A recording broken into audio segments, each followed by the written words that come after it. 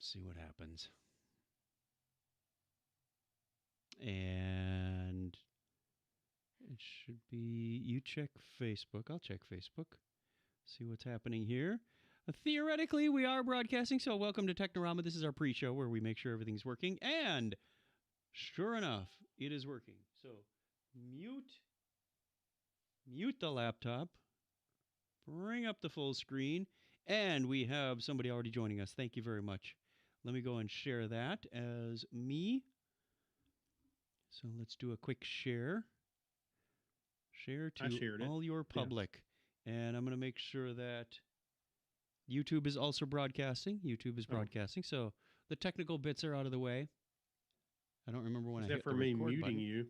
I don't remember when I hit the record button. But I have to open up the video, and all of a sudden you're talking twice. Yeah, don't do that. That's why I said mute the laptop. I have to open it and then mute it. Even if I mute it first, it wants to come up and play. I'm like, come on. Now this has been probably the most significant changes I've made in the studio ever. So if something goes wrong tonight, it's definitely my fault. Everything has been changed. The desk has been moved. It's been unwired and rewired. The audio is really low again. This happened last night on karaoke. For whatever reason, Wirecast just like dipped down to no volume and then came back. There is one. There's when we were recording the other night. Yeah. I remember your voice dropping down and then coming back. Is it doing that on Zoom too? Apparently, yeah. That's when we were. Yeah, I think so. Well, that's what I'm hearing you on. Yeah, it's really low. Let me check. Yeah, that sounds muddy. That sounds muddy? Yeah, it sounded muddy for a second. Hold on, I got to remember which bus. 1, 2, 3, 4, 5, 6, 7, 8. I think this will take care of my level. Yeah, that's 7, 8. 1, 2. I think 1, 2 goes to you. Yeah. Is that better or is that now distorted? You're pushing. You're a little hot. Well, it's not the input on the mic. Something's going on with this computer. Like it auto-adjusted the audio level. And I don't know why. It's on a Mac. There is a setting for that. On the system preferences?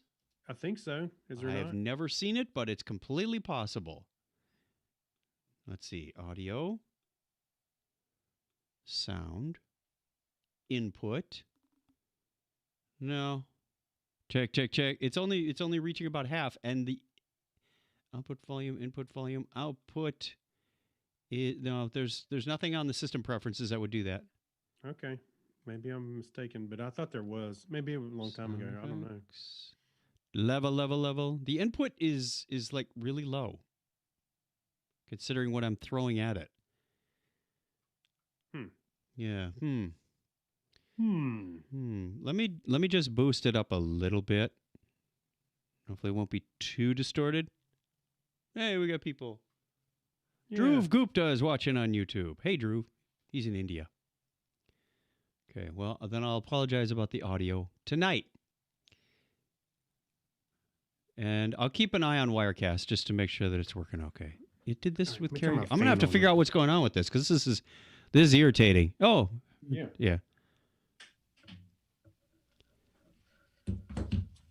So if it's happening on Zoom and it's happening on Wirecast, it's something about the system itself. Yeah, I don't know what that is. I don't either. I've never seen this. Maybe it's just time for a good old-fashioned reboot or restart or something.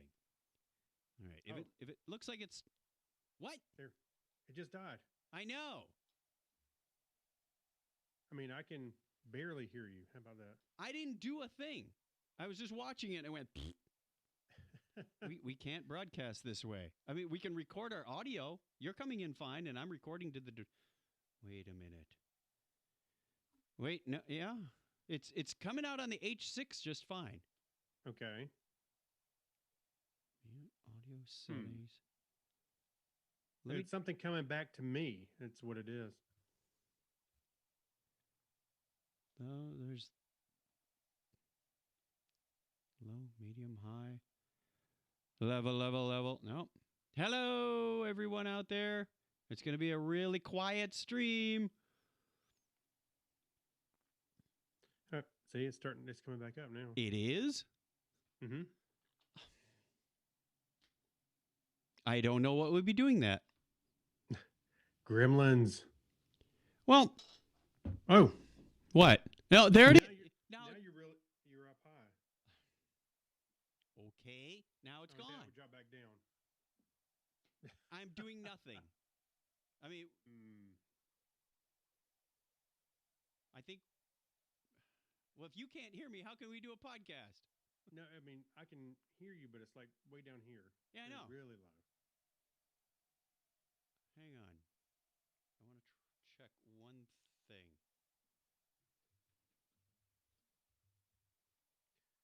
Do you have the Zoom setting where it doesn't? When there a Zoom setting for? Can you hear me now? Oh yeah. Okay, let's just keep going for a few more minutes. It's right. I can see the VU meter on Wirecast is nowhere where it should be. It's lower. I'll You sound fun. You sound better now. You sound a little overdriven, but a little loud. Excuse me, on my side. But your audio. Oh, I don't know. Have you looked at the Zoom settings? It's not Zoom because it's doing audio, this. There's that automatically adjust mic volume. Okay. It's doing the same thing in Wirecast, and Zoom isn't going to Wirecast. It's like the input to this machine is doing something stupid. Well, we agree on that. It's stupid. I don't know enough about how you got everything wired up to offer any help. But if it's recording you right, it's recording me right. Then it's something between your mixer and but if you can't hear computer. me, then it doesn't do us any good. Yeah.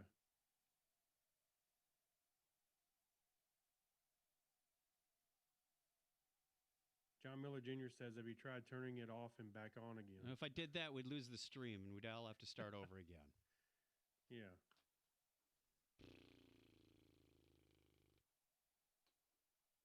Let me just check the USB connections real quick. Yep. All right.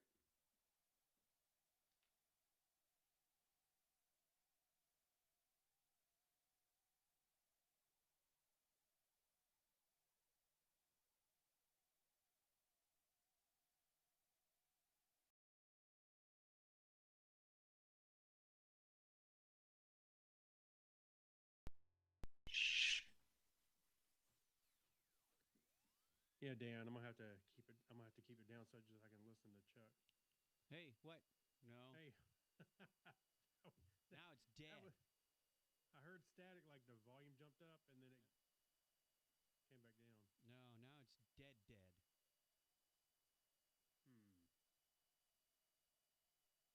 Growing pains, or is that what they call it?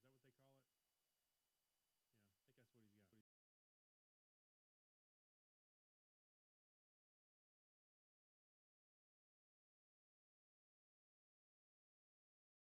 Just to tell everybody at home, I've got two windows open.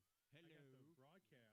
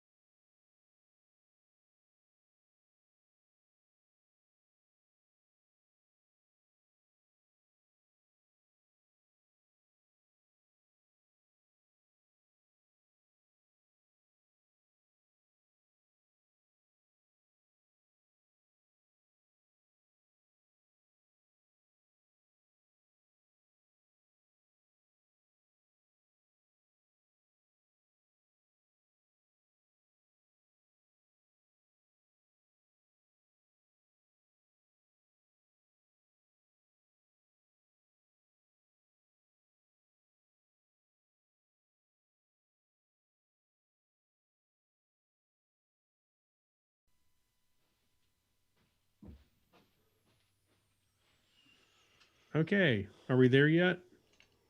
Check.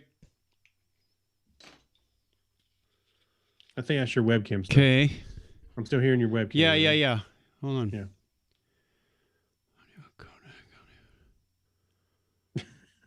Microphone. Check. Okay. That sounds Okay, good. hello. Well, it's good for the moment. Yeah. It's working on the live stream. I wish I could have captured my screen. Nobody could have heard you anyway. I know. No. It's just that, like I was talking a minute ago, is that the delay on the Facebook stream between the Zoom, that and the Zoom call, you would stand up and walk off. And then I would see when you came back, you would stand up and walk off from the video on the other. That's because there's two of me. Okay, I got to bring your level up a little bit. Hey, throw that other adapter away because obviously it's not working. Okay, check. Hello. Give me another audio check, Craig. Check. Hello. Okay, I want to make sure we're both about the same. Well, that was an interesting 20 minutes of diagnostics. That's right. Yeah, I'm surprised you didn't throw that thing out before. I didn't know it wasn't a problem before. Well, you know what I want you to do is go outside, turn on the grill, and then put it down on it. Hey, but you know what? I still have one more. I have a red one too. A red one. Okay. Yeah, these are the Behringer UCA 202s. Mm-hmm. The USB in, and then it's got the 4 RCAs out. Up until recently, Harrison was still using that one I got at the Podcast Expo. From can't find my red one. What company was that? Oh, you're probably talking about the Griffin. Griffin. Yes, thank you. Yes, that was it. The round one. Yeah, I used one of those for a long time. I don't wonder where that went. I still got it. I still got mine floating around. It's actually come in handy a couple of times. Oh yeah.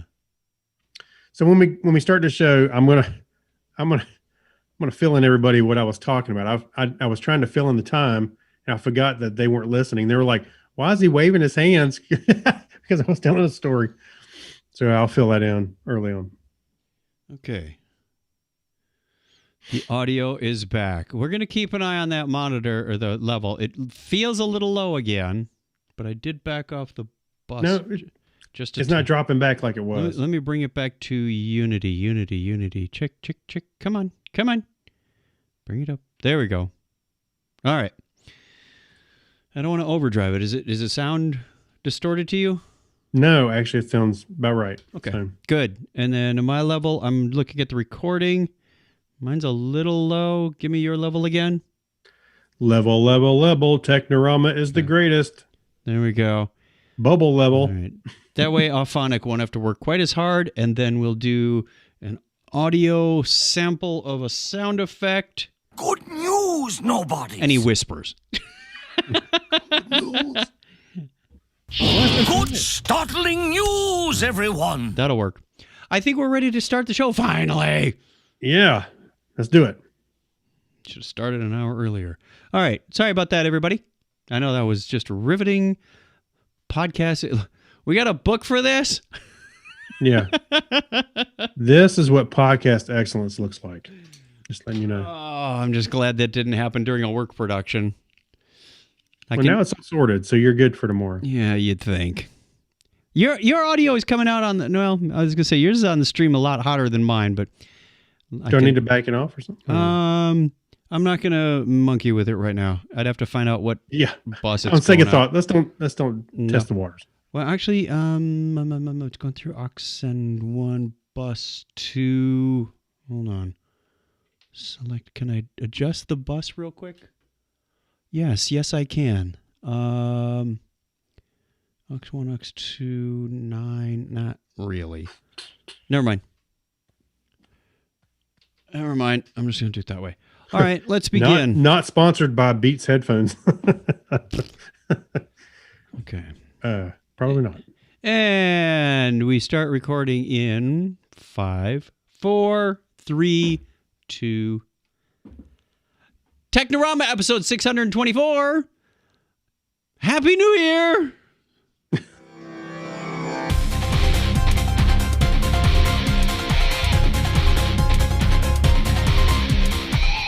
What are you trying to convince yourself? It's a new year, all right. Yeah. Welcome to Technorama. This is the show that takes a lighthearted look at tech, science, sci-fi, and all things geek. My name is Chuck Tomasi. Thank you for joining us. Right across from that imaginary table is none other than Craig Stepp. How are you, Craig? I'm doing great. I'm looking forward to the new year, because everything's changed, right? Donna told me that 2021 just told 2020, hold my beer. Don't, please no.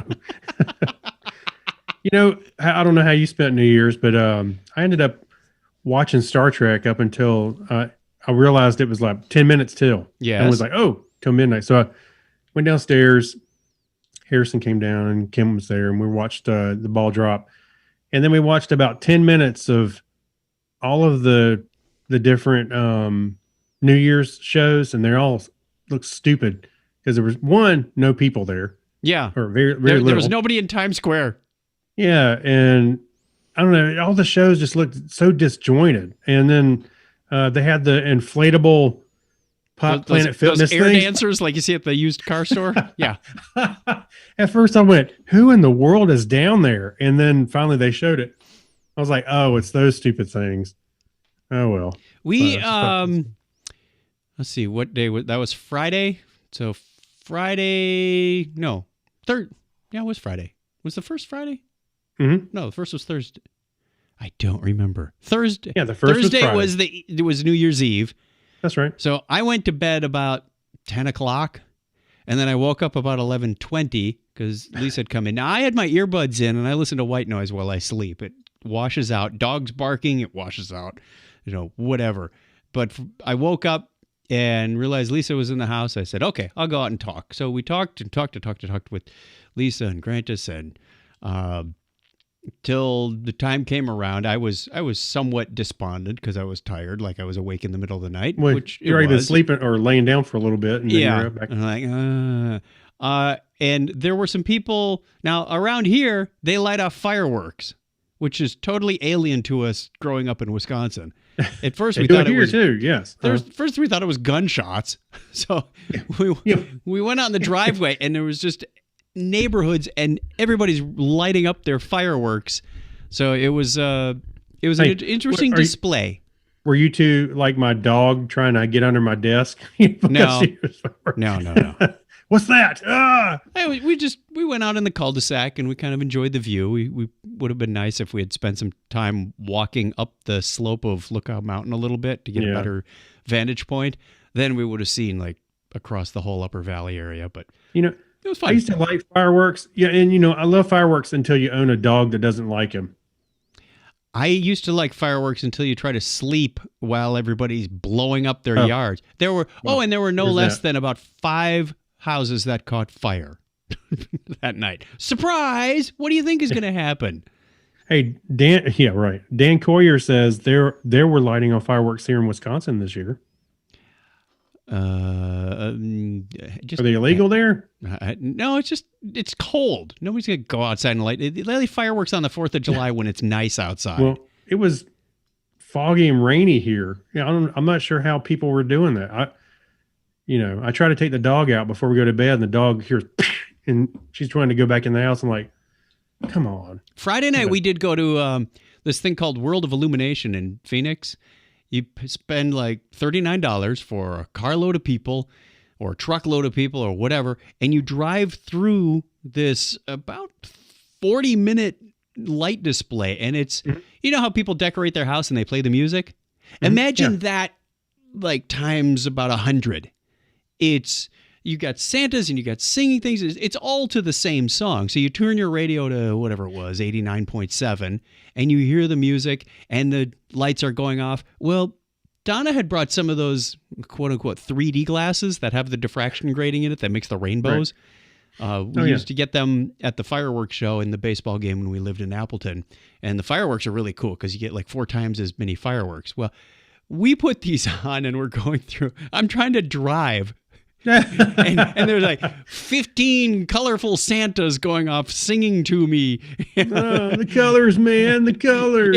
It was a total acid trip. And then Granta says, "What happens if you put on 2 glasses?"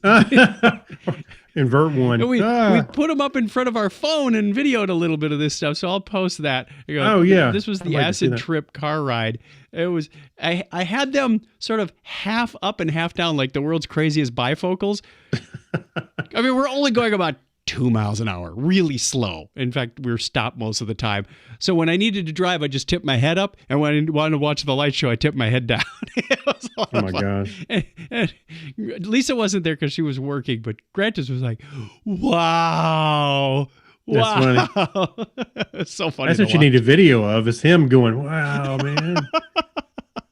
Yeah, they do something similar at the Charlotte Motor Speedway. They do a light show inside. You drive through it and you go up on the track, and drive around the racetrack a little bit. Yeah, and come around. It is kind of neat, especially when you got little kids and you can hear music and all that stuff. Yeah, that's great. Shall we do the show? Yes, let's do it. I feel like I haven't done it in a long time. We've got some feedback. Right. Bring it. Letters. Oh, we get letters. We get your letters every day. Mailman, mail today. Reach right in and pull one out. Those letters. I love those letters. Let's find out what you got to say. Oh, boy. Mailman, mail today.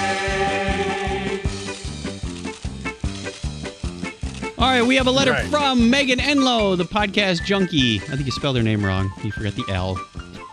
I didn't really type it. I thought I cut and pasted it. All right. Sorry. It says, "Hello, my fellow geeky friends. Please forgive the tardiness of this email. It is in response to circling back to episode 617. And this is 624. So roughly a month or two ago. Craig, you told a story from DragonCon in which you gave credit for me pointing out the skeptic, critical thinker, and investigator for paranormal phenomenon and pseudoscience. Wow, try saying that 5 times fast. Yeah, right. James, the amazing Randy.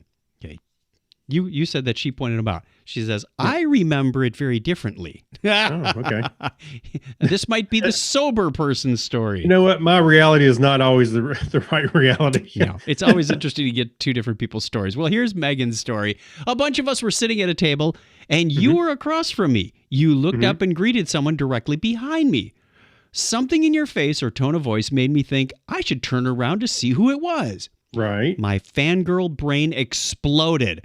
I think I started babbling incoherently. I was too starstruck. Wait a minute. I remember that part. No, I'm just kidding. That was the alcohol talking. Right. That's right. I was too starstruck to get up and meet him. With your encouragement, I finally went to meet and get a picture with him. Craig, I have you to thank for one of my favorite memories of my only visit to DragonCon. The world has lost Randy this year, making this even a more cherished memory. Big cyber hugs to both of you, Megan Enlow, aka Podcast Junkie. And if you are doing a podcast, awesome, by the way, and you're not part of the podcast community on Facebook, please join that. It's a great community. It's moderated, so it's not, people aren't dumping a bunch of advertisements in there. It's people asking legitimate questions like, "Hey, how long should my intro be?" Or how many podcasts before you consider yourself proficient? It's just good discussions. How many podcasts should I put out there before I start advertising and making money? Yeah, good luck with that.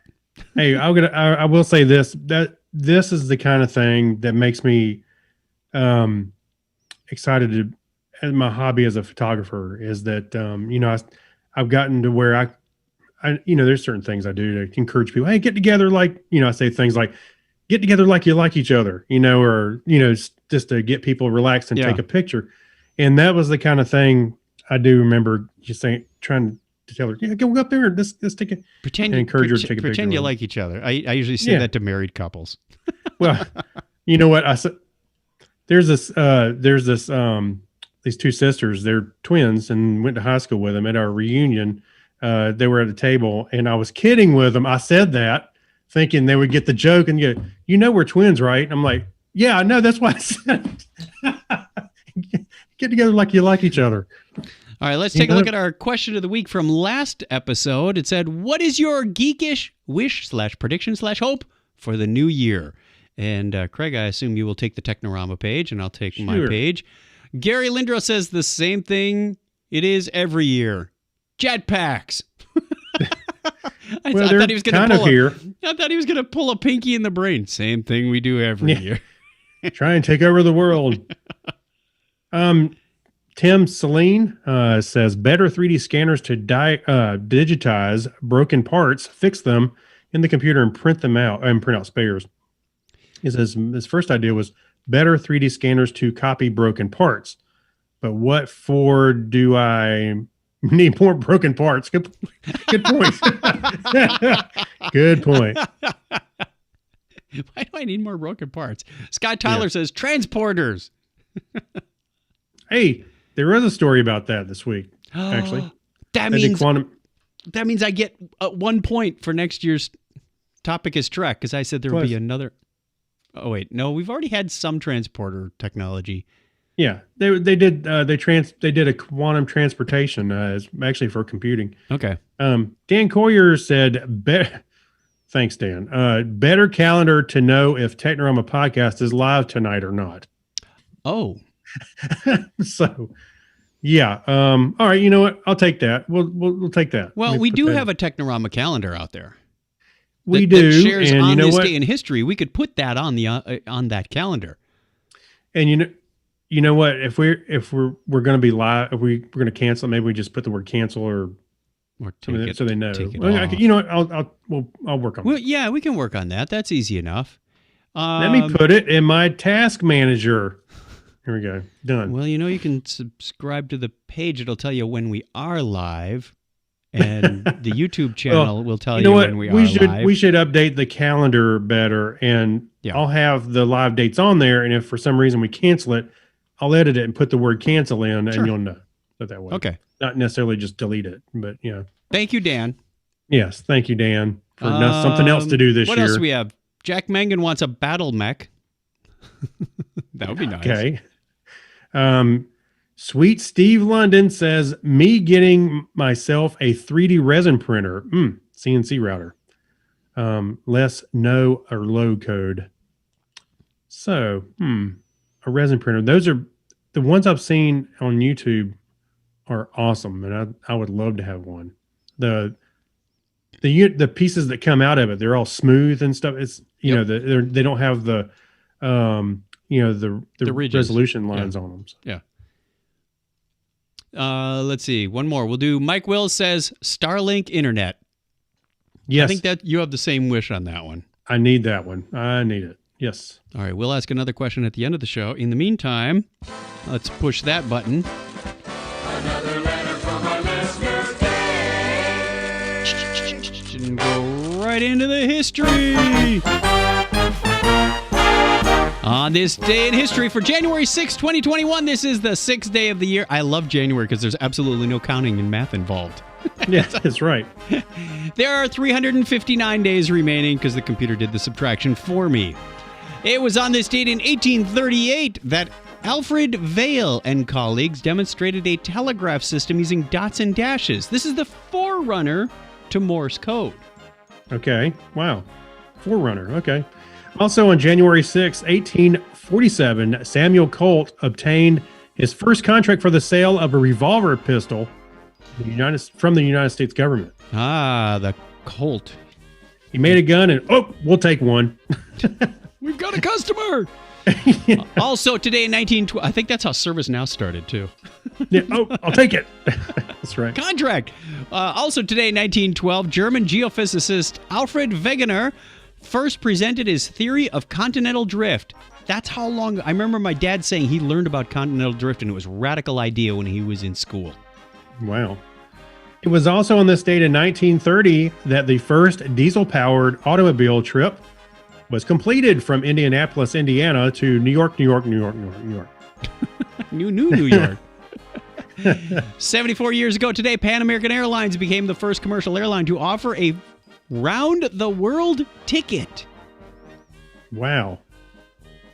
Okay, I was ready for more sentence there. It was also in the. I don't know what I was waiting for. It was 47 years ago today that, in response to the 1973 oil crisis, daylight savings time commenced nearly 4 months early in the United States. Ah, yes, the good old oil crisis. I wonder how much of a difference that really made. I'll bet it made absolutely none. Well, probably minuscule, not enough to. Wish I could say that, but I can't remember that happening in 1973. At that age, I didn't really care. Well, I do remember the oil crisis because that's when gas prices went up by gas is over $1 a gallon. Yeah.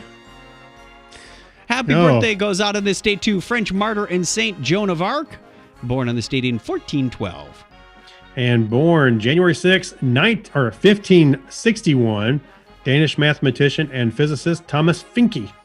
French chemist and academic Anselme Payen was born 226 years ago today. And born January. There's so many I know run together. Born January 6, 1807, German-Hungarian mathematician and physicist Joseph Petzl. I thought that said Parzival at first. I know. I just finished player 2 up. Did you? Yeah. Okay, we'll talk about that later. Ready Player 2, excuse me. American cowboy and actor Tom Mix was born 141 years ago today. Oh, man, we used to listen to the Tom Mix radio show on cassette. I might still have one around. I had lots of mixed tapes. No, not that kind. Danny Thomas, the American actor, comedian, producer, and humanitarian, was born 109 years ago today. Born January 6, 1920, Korean religious leader, founder of the Unification Church, Sun Myung Moon. Remember the Moonies? Yes. That was his gig. Oh, yeah. So Earl Scruggs, the American banjo player, was born 97 years ago today. One half of the duo that sung the Beverly Hillbillies theme. That's right. That Earl Scruggs. And Lester Flatts was the other half. Why do I remember such nonsense? I don't know. American engineer and businessman founded the DeLorean Motor Company. Yes, it was John DeLorean. He was born on this date in 1925. And I lost my place again. American actor Vic Tayback is born 91 years ago today. What show was he on? I don't know. Alice. He was the guy behind Alice, in the restaurant. He was the chef. Kiss my grits. Yeah, that one. Yes. Oleg Grigorovich Makarov, the Russian engineer and astronaut, was born 88 years ago today. And born January 6th, 1944, American actress and singer Bonnie Franklin. From One Day at a Time. Yes, that's true. With Vic Tayback. No. Eddie Van Halen's wife. Oh, I was thinking Valerie Snyder. Bertinelli, that's what it was. And Mackenzie Phillips. Also turning stupid trivia. Also turning 77 today is Swiss immunologist and academic Nobel Prize laureate Rolf M. Zinkernagel. That sounds like something fun to say. Sounds like a game we should play. Hey, you want to play a game of Zinkernagel? That's right. Also born on that same date in 1948, American colonel and astronaut Guy Gardner. He's also a Green Lantern. What? There was a Green Lantern. His name in the comics, his name was Guy Gardner. Okay. British-American astrophysicist and astronaut Michael Full was born this date in 1957. And last but not least, born January 6, 1968, a year before me, American director and producer and screenwriter John Singleton. Listener birthdays this week include, well, I'm throwing in one from last week just because we missed that. Oh, we should have backed up all the way to... January 3rd, Thomas Gideon from the Command Line podcast. January 6th, Steve Therian. Oh, he should get like a special ding, ding, ding for being a Patreon member. January 8th is Elvis. Yes, that Elvis. With the exclamation point. Yes. And Lingo from the Britain Yankee podcast was born on the 9th. So happy birthday. That's the way it was on this day in history for January 6, 2021.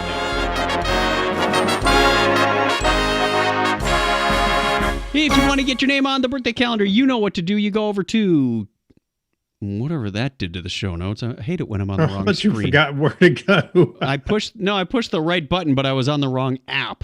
It's supposed to do that. Go to chuckchat.com/wiki or chuckchat.com/birthday. Put your name and date down there. I swear we won't give it to the government or anybody else. It's just for giving you a shout out at the appropriate time of year, which we do so love. We had the comment about Tom Mix. He was like an old Western radio show, and the one we had was called The Mystery of the Magic Mesa. And every once in a while, I'll be driving around Phoenix at night, and I'll see a hiker up on the hill, and that's what I think of, is because they saw some lights up on the mesa. And the show was brought to you by Ralston. Hot Instant Ralston. I can still sing you the song. Start your morning with hot Ralston, and you surely will agree that this warm-up, build-up breakfast gives you cowboy energy. It's nutritious and delicious, made from golden western wheat. Take a tip from Tom. Go and tell your mom. Hot Ralston can't be beat. That's awesome. Yeah, that's burned into ROM at this point. That is funny. All right, where were we on the show? Oh, we finished the history thing. Now it's time for the news. So let's Good news, everyone! Would you like the first story? Sure. We've talked about this, I think, several times, Yes. but we'll continue to talk about it a little bit more. And recovering samples from the moon, China's Chang'e 5 team used exoskeletons. We can barely pronounce the names in the history segment. You expect something serious out of the news segment? I know, right? So other worlds aren't the only difficult terrain personnel will have to traverse in humanity's exploration of the solar system. There are some parts of our own planet that are inhospitable and hard to travel over. Inner Mongolia, a northern province of China, could certainly classify as one of those areas, especially in winter. But that's exactly the terrain team members of the China's Aerospace Science and Technology Corporation, CATSA, wherever you want to say it. Anyway, had to traverse in December 16th to retrieve their lunar samples from the Chang'e 5 mission. That what's more unique is that they did it with the help of some exoskeletons. Let's see if I can pull that up while we're talking. Strange enough, the workers wearing the exoskeletons weren't there to help with the difficult mountain ascent or even pick up the payload of the lunar lander itself. It was to set up a communications tent to connect to the field back to the CASTC headquarters in Beijing. 2 exoskeletons were designed to help people carry approximately twice as much as they were able to do. Local state media described a single person carrying 50 kilograms over 100 meters of the rough terrain without becoming tired. So I wonder if they just get people that weightlift to begin with and use the exoskeletons that'll even enhance them even more. I don't know. But in the article itself, which that was a link to Slashdot. If you go in, you can see there's a link to the article on the Universe Today, and there they have a video showing the exoskeletons how they work. So it's pretty cool. All right, we are on the Skip wrong the break. screen. Skip the break. Let's keep going. We have what is it? Hacks and Strange Stories next. Yes. There we are. This is too hard to do all by myself. I know, right? Okay. You need to recruit your daughter. Somebody put all of Shrek onto a 1.44 megabyte floppy disk. In a time when you have to go out of your way to buy a new TV with less than 4K resolution. That's the fact. Less than. One Redditor had to, I was shopping for TVs yesterday. There's nothing but 4Ks out there. It's crazy. And they're cheap. They're a 55-inch for about $500. A Samsung. You know, what's funny is you look at the price of those, $500. You can get some $200 TVs, $250 that have Roku's built in and stuff. But what's funny is look at the price. And remember when the flat screens just came out, they were $10,000. Yeah. And you're like, for oh, they maybe look great, but a 1080p. Yeah. And then it was depending on whether you got a plasma or a, or LED LCD. or LCD or yep. Yeah. And they were super expensive. Now you can just go, now they're just falling out of trucks pretty much at this point. Pretty much. You get one at the bank for opening an account I'm sorry. Go ahead. Alrighty. Well, one Redditor has decided that their eyes don't need such luxuries as 4K, 2K, HD, or even standard def videos. They've created a custom VCR that plays full-length movies on floppy disks with just 1.44 megabytes of storage. Who has a floppy disk anymore? This guy. What? Can you? I wonder if you can buy them. Go ahead. What would you put them in? No computer has them anymore. Oh, well, that's true in itself. Yes. Okay, so for comparison, an Ultra HD Blu-ray disc has a dual layer capacity of 66 gigabytes for storing movies at 4K resolutions, while a single layer Blu-ray can only hold 25 gigabytes, which is enough to hold a movie at HD resolutions. DVDs, which store videos at standard definition resolutions, have a storage capacity of 4.7 gigabytes or 4,700 megabytes, and even stills shot in the Pro RAW format on an iPhone 12 Pro take about 25 to 40 megabytes in size.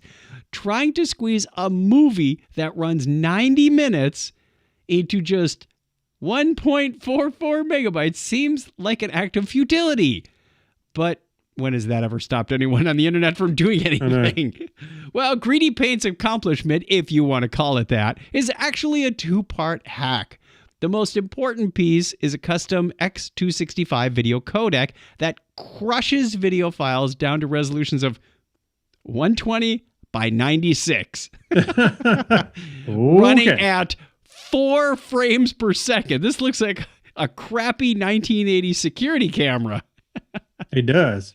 Well, Shrek, as featured in the video they shared on Reddit, actually compressed down to just 1.37 megabytes. Oh, so you could put a readme.txt on there. There's just enough room for a text file.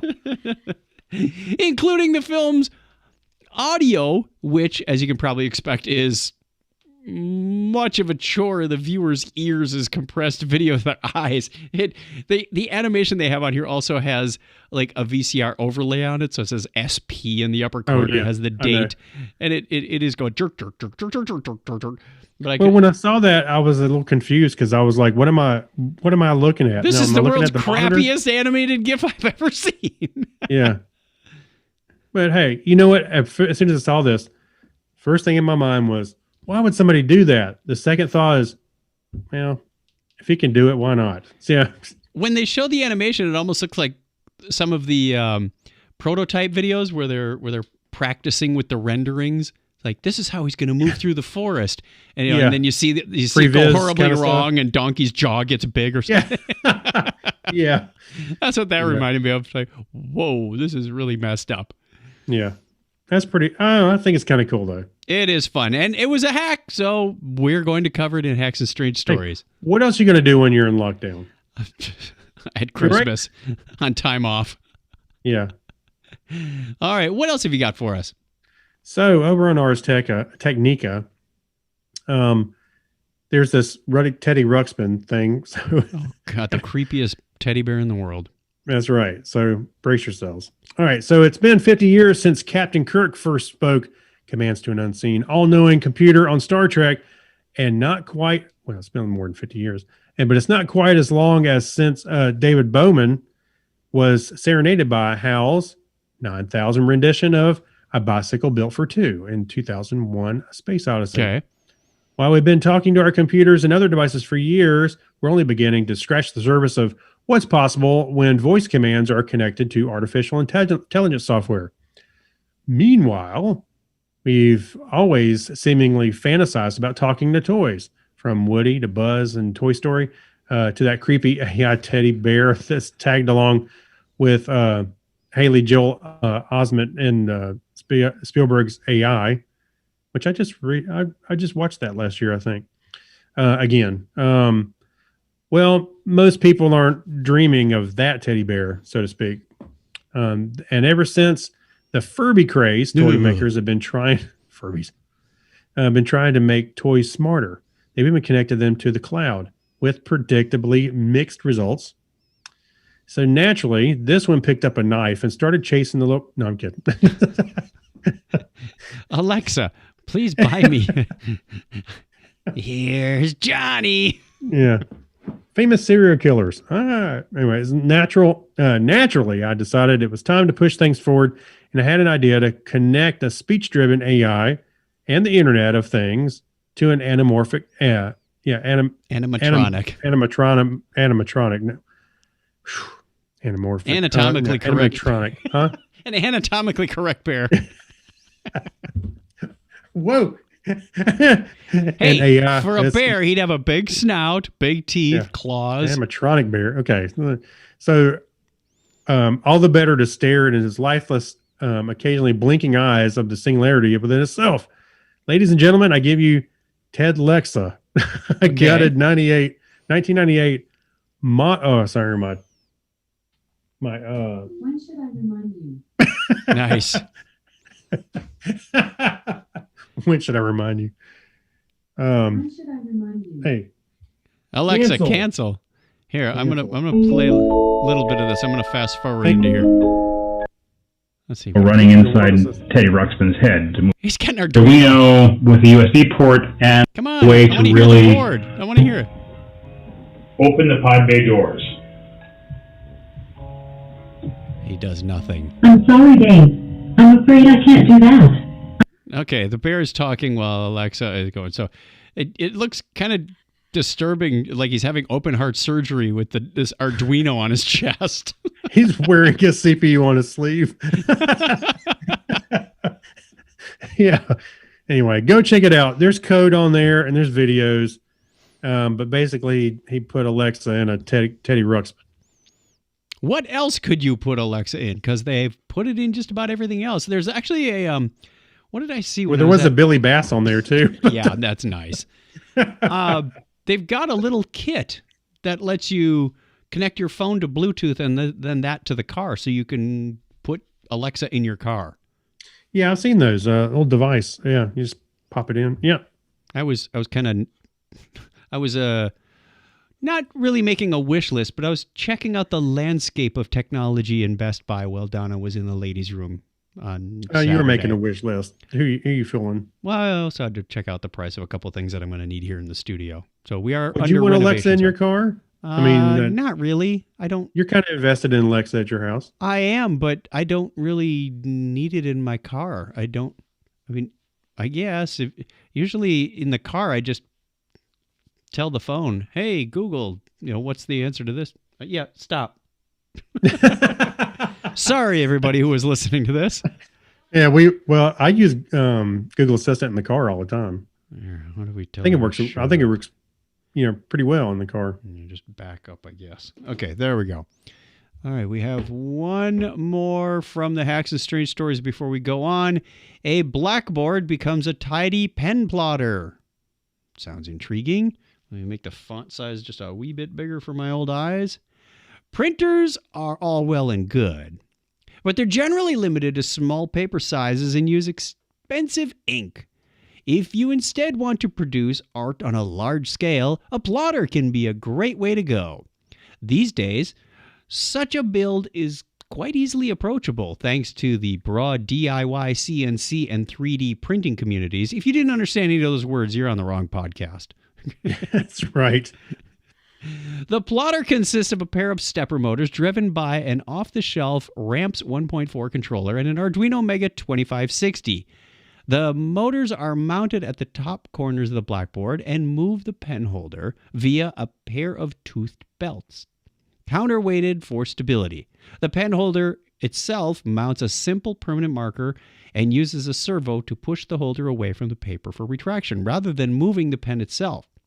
Control of the system is via the Michelangelo firmware, an open source effort capable of driving a wide variety of CNC motion systems. That's pretty darn cool. The final result is a simple plotter using readily available parts that can reliably plot large graphics onto a piece of A1 paper. We're particularly impressed by the clean, continuous lines it produces, testament to the sound mechanical design. We see plenty of plotters out there, out these parts, even rotary types that can draw on curves. Video after the break. So, I forgot to mention when I was at Best Buy, I was also looking at the the sunglasses that have the speakers in them. Remember, you were always talking about how you wanted to hear music, but also hear the surrounding world around you. That's what you want. The sound was incredible, and the audio was coming out of a couple of speakers in the arm. Right. I put them on, and I was not expecting that quality of sound. And then I went, okay, just out of curiosity, how much are they before I put in my lenses, my prescription? Oh, they're about $250. So maybe it's time we call up that kid in Tempe and have him make us the big taped ones. Yeah. Well, hey, yeah, right. I remember that. It was all anyway. Do you know? Have you looked at Amazon's glasses? They have Alexa in them. How much are those? I think they're probably around. I was just trying to pull it up really quick. Let's see. Amazon. What do they call them? Dave Slusher's got some. I started thinking about it and talking to Donna. I said, "Now, hang on a sec. People spend $100 or $150 on frames alone, and these are frames with an audio system in them. I don't know what the battery life is, but you've got the audio built in, and then you'd still have to put your lenses in. So they're not that ridiculously priced. Now, no. I've got a pair of polarized sunglasses with my progressive lenses in them. Got them in 2016. I absolutely love them when I'm outside. It's the clarity is something I've never really had in outdoor glasses before. So I don't know that I'd instantly replace those, but those were nice. Those were nice. These are $250, and you can touch the bar to change the volume gestures, and stuff. And it'll broadcast down. It acts like Bluetooth headset without plugging into your ears, just like you said. And they're $250. And they have a couple of styles. Like, I think they're kind of like yours with blue accent. And then they got another one that has like the tortoise shell. And the arms are a little thicker to hold the They are a little thicker, and whatnot. But I don't think that they look ridiculous. Yeah, the Bose ones that I was looking at looked really nice too. Well, I need to get glasses, and I was seriously considering this. I'm gonna have to check with Dave and get an update from him and see how he likes it. The only reservation I have is my glasses tend to last, 5, 7, 8 years. The technology doesn't keep up. Like, if you bought the high-tech glasses today, there's no telling what the landscape will look like in 8 years. Is Alexa still going to be a thing? Will this pair with my phone that I have in 8 years? I don't. Bluetooth was decommissioned. Yeah, we don't support Bluetooth 5 anymore. Like, oh man, that would so that's an expensive endeavor in my opinion. Even if this was, I know he said that people can hear the music or whatever he's listening to away from him, but if you have it down at a certain level, nobody can really hear it much at all. It's just mostly for you. But if you turn it up, other people can hear it. But so that's kind of an issue, but I think it's kind of cool to be able to touch it and just ask a question or what's on my calendar. I had it pretty loud and Donna could hear it slightly, almost like, you're wearing these kind of headphones and you can hear a little buzz, buzz, buzz, and you'd probably say, turn your stuff down. But it was probably less than these on-ear headphones, but definitely more than in the earbuds. Yeah. Cool. I'm gonna ask him about it next time. Actually, it's about time for me to get glasses anyway. So, not me. I'm good. So I don't know if I would do this for sunglasses, but for my prescription glasses, I think I would. Get both. Why not? They're on sale. Kim, I spent $500 on 2 pairs of glasses. I spent that much on one pair of glasses once. The only problem with that is remembering to carry around the sunglasses. I'll leave the house and go down the road in the car. I'm like, oh crap. Well, you could always get the high-tech ones with transitions lenses. That's true. You can put whatever lenses you want in them. Actually, what I like is getting regular glasses and then go to Walmart and buy like 5 of the flip-ups. The clip-on. Yeah, the clip-on. So I can put one in my bag, one in the car. No, it's like the old days where you had the flip-ups. I like those. I thought those were cool. Maybe. I don't know. Yep. That's when you know you're an old man. Yeah. Those are cool. All right. Let's give a shout out to the chat room. We do the show live Sundays at 9:30 Eastern time on Facebook and YouTube. So go join our page over there. Get notified when it comes up. I'm not sure why my cursor is putting a picture in front of my face, but all right. Who do you see on? I got Dhruv over on YouTube. There was somebody else over there. They ran away. I don't know where they went. So Mike Robeson, John Miller Jr., Dan Coyer, the guy that keeps giving me tasks to do this year. John Miller Jr., I think I mentioned him already. I think that's all I see in the chat room. There's only one's talking. All I got also. Mike says, Sonic sunglasses, Doctor Who strikes again. I know, right? Very nice. So you can join us on the live chat. Be part of the show. Get your snarky comments. I would like to have glasses that have like a green laser in the arm, so I could just blind people and walk off. And then you could put them on with sharks. You know, I was thinking about something like that. Just to stand out. I before I fell asleep last night, I was thinking about skiing. And I would want something that was noticeable from the chairlift that was not distractible to other skiers. So you couldn't just wear this flashing strobe on your head, because other people would be skiing and go, "What's that?" And they'd run into a tree or something. So you'd the have Spock helmet with the siren on. If you did that, but you had some sort of shield around it, and it was only visible from above on the chairlift, you'd be good, right? Oh, you want people to see it from above? Okay. Yes. So they go, "Oh, there goes the guy with the Spock helmet." But if you're skiing, all you'd see is this guy with a helmet with sort of this shield around something, and you wouldn't distract the people skiing. What if you just got a headlamp and wore it with the band under your chin with the light facing straight up? Then you'd look like the Luxor Hotel. That's right. Get one of those the higher end. Slap a Chris Angel sticker on your helmet.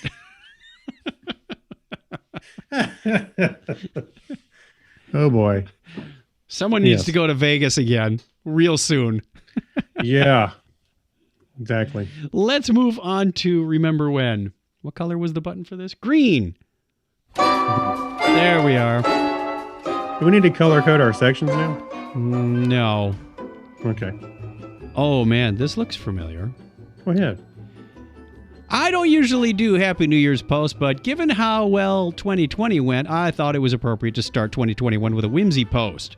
Again, I need to enlarge the font size on this just a couple of notches. There we go. This post is probably going to date me since it's been a few years, decades since these were current. Well, it's not the actual computer, but the same model. I was first exposed to computers during the personal computer heyday in the early 80s.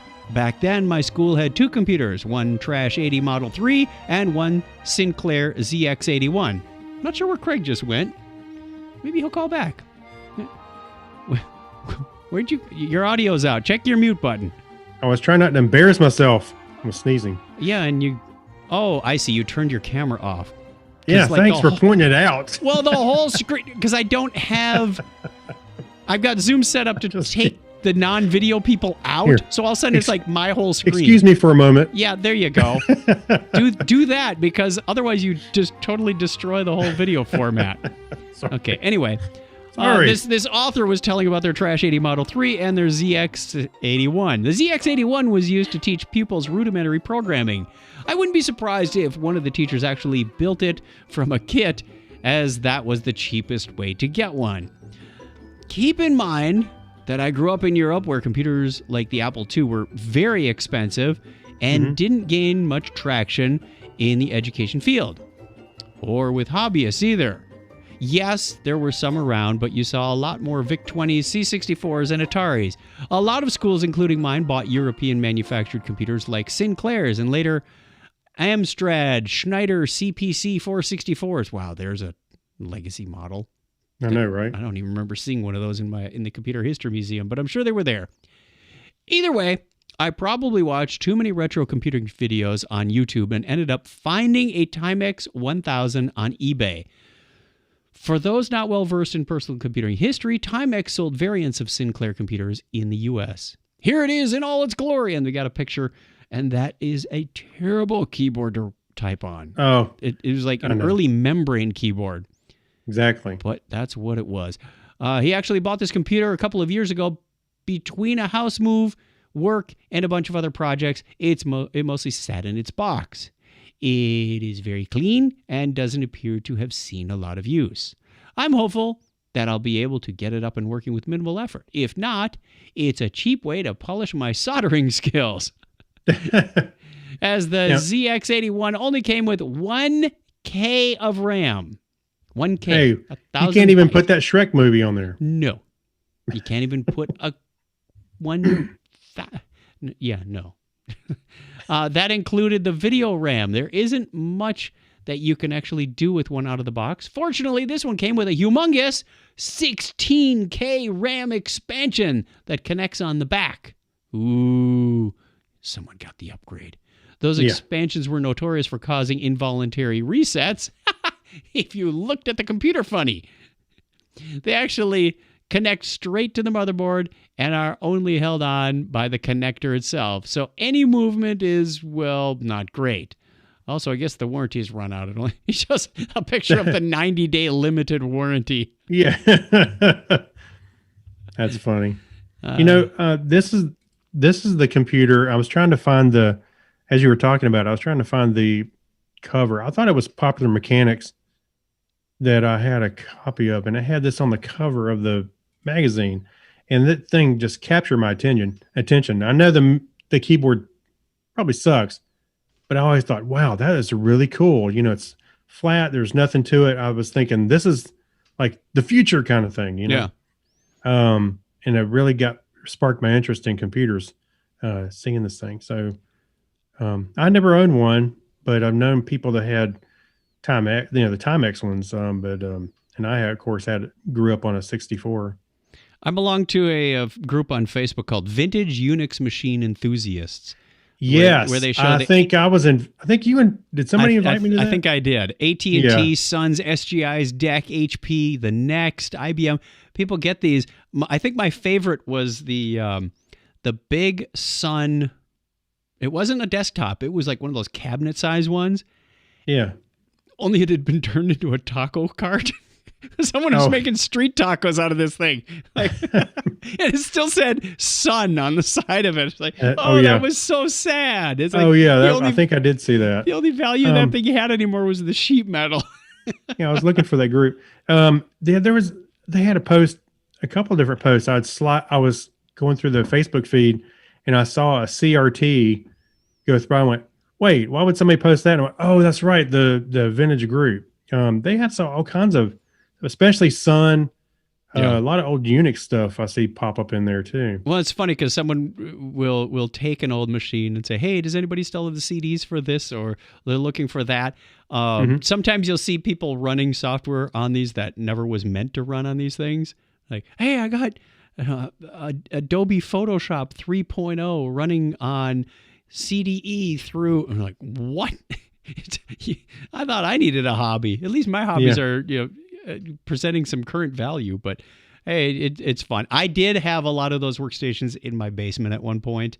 Then this one's my DNS server, and that one's my web server, and that one's, they were very specialized, just to say I was able to get a Sun machine up and running or an AIX machine up and running and get exposure to that. So it's okay to have fun with that, kids, but you can do that all in the cloud now. Yeah, there's the one I was talking about. It was a Sun machine, and it had the old, it had the Mosaic browser up, and so I scrolled by and whoa, what? It caught my eye, and I had to go back up. That was my first browser, Mosaic. Yeah, I think technically my first one, I think, was like Netscape or something, or probably I know I used Netscape for a long time. I was trying to remember if I used Internet Explorer. It's probably a close call between the two. Where Mosaic was out of University of Illinois, Champaign, Urbana-Champaign. It's University Illinois Urbana-Champaign, UIUC, something like that. So that was like the grandfather of all browsers. I know, right? Let's go on and thank our patrons, because they're the people who help keep this show running. And apparently I need to buy a new audio interface. Yeah. Thank you in advance. If you watched any of that pre-show nonsense, you'll know why.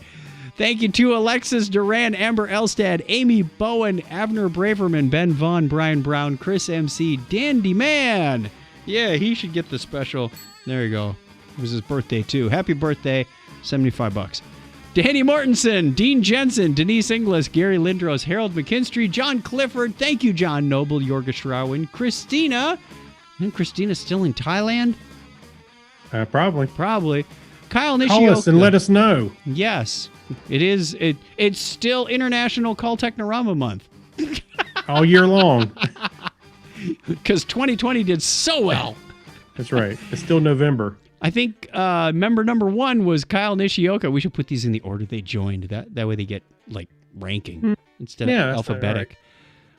Right. Leon, Mark Kilfoyle, Mike Wills, Saturday Morning Media, Stephen Weshy. I'm not going to try and... No. Thanks, Stephen. Steve Therian, Spiffy, Steve Cody, and Sweet Steve London. Thank you all. Your donations for as little as $1 an episode really do go help to make this show work. Takes care of the upgrades. We've got some DNS, some domain registration to take care of soon. But the income keeps coming in, and I fear not when I have things like this $30 or $40 audio interface go on us. I go, oh yes, we've got that covered because you've got us covered. And in return, not only do you get your name enshrined on the show, I borrowed that phrase from Mark Blackburn on America at War podcast. Thank you, Mark. Now that you know I've stolen your catchphrase, enshrined on the show, but you also get a special episode of Technorama for the patrons only. So if you want to find out what that secret message is, and you don't need a decoder ring for it, go to, where is it? Patreon. I got to get the Patreon button. There. See, normally Don does all these buttons. And of course. I was like, what are you talking about? Okay. I'm on the wrong app again. Patreon. There we go. Patreon.com/Technorama Podcast. So we will talk to you again soon. Did I almost... Wow. I got to learn to shorten that segment up. They're getting into that part of the song. And that's right. Let's take that off the titler. What's next? The remote? Well, yep. Oh, I'm sorry. I don't have my remote. Can you hand it? No, I put mine away. Oh. I'll be getting a TV for the new studio. Here, let's just pretend. Okay. Well, we're on the wrong side. Normally we're... Oh, wait. What? Just shoot me now. Okay. Let's go through these real quick because we are coming up on the hour on this show. So I want to tell you about Ripper on Netflix. It's a 4-part series about the Yorkshire Ripper. I'm just going to say it made the police look really bad. They were totally on the wrong track. A lot of facts were turned into facts out of just assumptions or bad profiling, whatever it was, and they could have caught this guy a lot sooner had they done diligence. So it very good if you're into true crime stories. This is a true crime story that happened between 1975 and 1981 with a serial killer over in the UK. So I enjoyed it. Thought it was very good. I give this one a solid 8.5. Because I like those kind of shows. The other one that I watched was The Stand on CBS All Access. Are we supposed to call that Paramount Plus now? No, not yet. Not yet. Okay, CBS All Access, because that's what it says when the app comes up. Oh, is it? Does it? Oh, well, I guess the transition is starting. This is a 3-part, what was titled as Limited Series. Whoopi Goldberg is in here. There's a whole bunch of actors. It's based on Stephen King's novel, The Stand. And if you remember, that book was, about, 5-6 centimeters thick. It was a big book. And I thought, wow, did they cram this? No, I did not read it. Did they cram this all into 3 hours? That's great for me because I have the attention span of a watermelon. Yeah. And we started getting into it. And first thing, I didn't know what the story was about and went, oh, it's a virus story. And 99% of the world how apropos die. Right. Yeah, how timely. But they did not get all of the book into 3 hours. So I was just getting into the story. They're doing like backstory after backstory after backstory. And it was interesting to see how these timelines and whatnot cross, because they're jumping around between here's now and here's this person's backstory. And then I went, it's over? We don't even know what happened. All these people got together and we don't know what happened. So I don't know where the rest of the story is, but I'm interested in watching the rest of it. It was kind of slow in spots, but you did have to pay attention. Each segment was about 56 to 65 minutes long. So right. I give it, I'm going to give this one a 7.5. And I was just getting into it, and then I went, I'm kind of bummed that the rest isn't there. So are they going to do any more later? I don't know. Maybe they're trying to find out if anybody watched it. I don't know how you get all these people back together. If you go, oh, let's film the rest next year. Maybe it's limited because they ran into COVID when they were doing production. I don't know. Well, I see. There's they got 9 episodes listed, and maybe it's not finished. Oh, there's only 3 that have been released yet. January 7th is the next one. Oh, good. Then I can keep going. Yeah. Right. So, what have you got? So you reviewed something without knowing the end, following it up on the end. It's actually on Wikipedia. It has 9 episodes listed. What's next? So anyway, I finished up Cobra Kai season 3, which showed up on Netflix on January 1st. And if you like the first 2 seasons, I think you'll like the third one. It's more the same. There's sometimes when, of course, it has to do with not just Daniel and Johnny and Kreese and all that stuff, but then you got the kids, and there was some times it was really getting into young adult soap opera, and I was like, okay, I'm starting to lose me, but they drew so much detail out of those movies, especially on. I think there's a lot of the second film. A lot of details came out in this season. So anyway, I thought it was pretty good. I really enjoyed it. So I would give this a solid 8.5. Okay. If you like I said, if you like the first 2 seasons, it's more of the same. So it's really good. And also finished reading Ready Player 2. Again, more of the same in the first book. A lot of the focus is on different things. Different pop culture stuff instead of the same. Not so much video games. There's some video game stuff in there, but not so much video games. But some expands. Prince is in there and some other stuff. Anyway, I won't go into all that. I don't want to spoil it for you. But there was, but it was good. I enjoyed it. I think it was well done, and I think it was a nice follow up.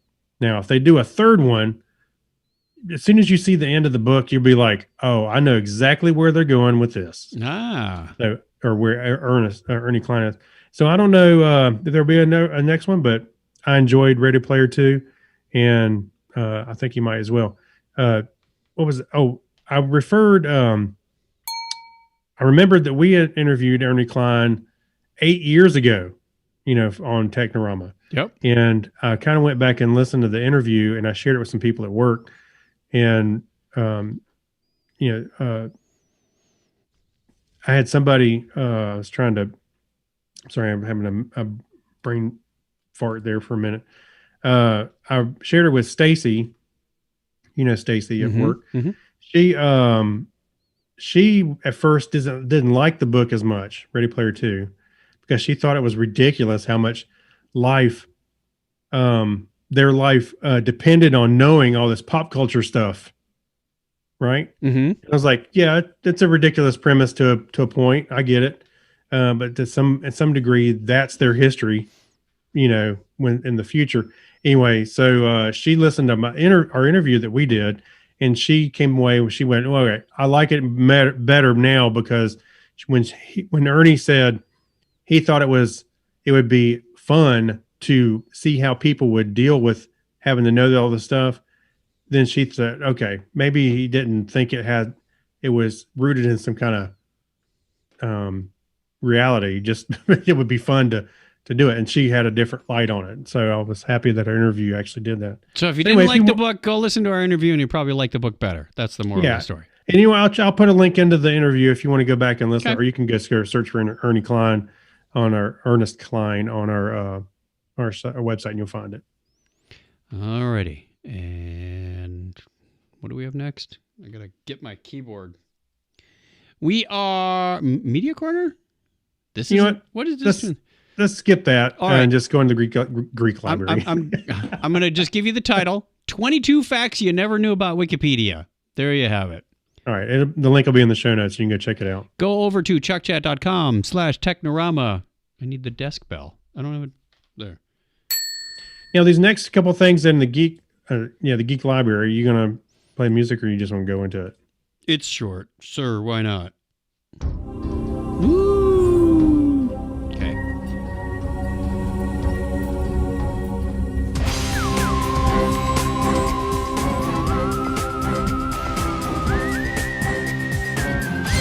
I'm gonna call shenanigans on this first one, though. I think you know what I think. Actually, I got the same link in there twice, so just the first two. So the great conjunction of Saturn and Jupiter forming a single bright star in the sky. They finally learned. If you missed this, where were you? December 21st was when Jupiter and Venus got as close as they were. I don't care who you are. Unless you have really bad eyesight, you could still tell that they were two planets. They didn't form a bright star. No, they didn't. They didn't. No, I was going to. You can't take a 40-watt bulb and a 25-watt bulb, put them together and go, wow, that's a really bright light bulb, because it's never brighter than 40 watts. I'm sorry. Hey, it was neat to see. It was neat to see and watch them get closer and closer and closer and then kind of blow by each other.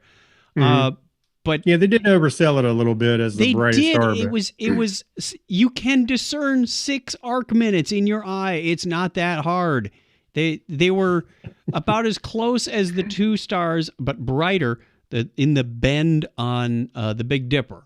So if you've ever looked at those, you go, oh yeah, a lot of people can see 2 stars up there. Well, what was funny was I knew the night, obviously, that it was going to happen. And I hadn't seen it yet. And I was driving into my neighborhood and I was like, what is everybody walking around like it's Halloween, like they're trick or treating? And then I went, oh wait, they're out. Look, everybody's outside looking at which was cool that everybody had gone outside to see this thing. But let's talk about the picture that we got posted here. So this guy did a time lapse, I guess, over several days, right? A couple of weeks.